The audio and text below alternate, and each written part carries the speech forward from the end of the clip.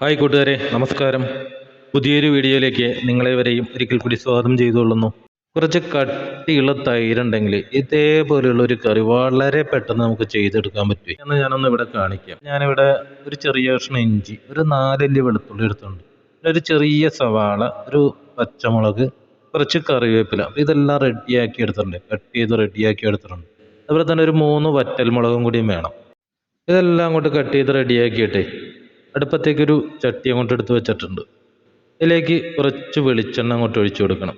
ആ വെളിച്ചെണ്ണ അങ്ങോട്ട് ചൂടായി വരുമ്പോഴേക്ക് അതിലേക്ക് കടുക്, ഒരു ടീസ്പൂൺ കടുക് അങ്ങോട്ട് ഇട്ട് കൊടുത്തിട്ട് അതങ്ങോട്ട് പൊട്ടി വരുമ്പോഴേക്ക് ആ ഉണക്കമുളകും അതുപോലെ തന്നെ കറിവേപ്പില അങ്ങോട്ട് ആദ്യം ഇട്ട് അതൊന്നങ്ങോട്ട് മൂത്തങ്ങോട്ട് വരുമ്പോഴേക്കും ആ കട്ട് ചെയ്ത് വെച്ച ഇഞ്ചിയും അതുപോലെ തന്നെ ആ വെളുത്തുള്ളി ഉണ്ടല്ലോ അതും കൂടി അങ്ങോട്ട് ഇട്ട് കൊടുക്കണം.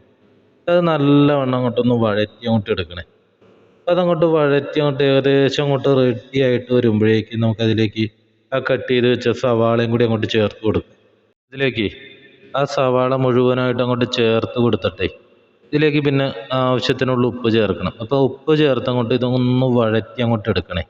ഉപ്പ് ചേർത്ത് വഴറ്റുമ്പോഴേക്കും ഇതെല്ലാം പെട്ടെന്ന് തന്നെ റെഡി ആയിട്ട് അങ്ങോട്ട് കിട്ടും. അപ്പോൾ ആ സവാളയൊക്കെ അങ്ങോട്ട് റെഡി ആയിട്ട് വരുമ്പോഴേക്കും പിന്നെ ഇതിലേക്ക് വേണ്ടത് ഒരു ടീസ്പൂൺ മഞ്ഞൾപ്പൊടിയാണ്. ഇതിലേക്ക് ആ മഞ്ഞൾപ്പൊടിയും കൂടി അങ്ങോട്ട് ചേർത്ത് കൊടുത്തിട്ട് ഒന്നും കൂടി നല്ലവണ്ണം അങ്ങോട്ടൊന്ന് മിക്സ് ചെയ്തെടുക്കുക. അപ്പോൾ ആ മഞ്ഞൾപ്പൊടിയുടെ പച്ച മണമൊക്കെ ഒന്ന് മാറണ വരെ നല്ല അടിപൊളിയായിട്ട് തന്നെ ഒന്ന് മിക്സ് ചെയ്ത് ഒന്ന് വഴറ്റി അങ്ങോട്ട് എടുത്തു കഴിഞ്ഞിട്ട് ഈ വേണ്ടത് തൈരുണ്ടല്ലോ, ആ തൈരാണ്. അപ്പോൾ നമ്മൾ തൈര്, കട്ടിയുള്ള തൈരാണെങ്കിൽ മിക്സിയിൽ അടിച്ചങ്ങോട്ട് ചേർത്ത് കൊടുക്കണം. അതല്ല നമ്മൾ ഇതിലേക്ക് മോരാണ് ചേർത്ത് കൊടുക്കണമെങ്കിൽ നേരിട്ട് അങ്ങോട്ട് ചേർക്കാം, അടിക്കേണ്ട ആവശ്യമൊന്നുമില്ല. തൈരാകുമ്പോഴേ ചിലപ്പോൾ കട്ടയൊക്കെ ഉണ്ടാവും. അപ്പോൾ ആ കട്ടയൊക്കെ ഒന്ന് ഉടഞ്ഞ് കിട്ടാൻ വേണ്ടി നല്ലവണ്ണം അങ്ങോട്ട് അടിച്ചങ്ങോട്ട് ചേർത്ത് കൊടുത്താൽ മതി. ആ തൈര് അങ്ങോട്ട് ചേർക്കുമ്പോഴേ ആ തീ ചെറിയ ഇതിലേക്ക് വെക്കണേ, അല്ലെങ്കിൽ ഇത് പെട്ടെന്ന് പിരിഞ്ഞു പോകാനുള്ള സാധ്യതയുണ്ട് തിളച്ചങ്ങോട്ട് വരുമ്പോഴേക്ക്.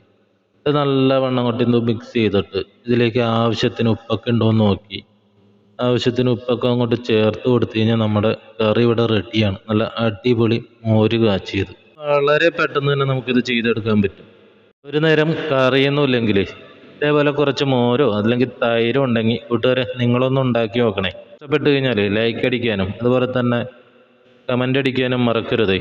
വീണ്ടും അടുത്തൊരു വീഡിയോ ആയിട്ട് എത്രയും പെട്ടെന്ന് നമുക്ക് കാണാം. അതുവരെ നന്ദി, നമസ്കാരം.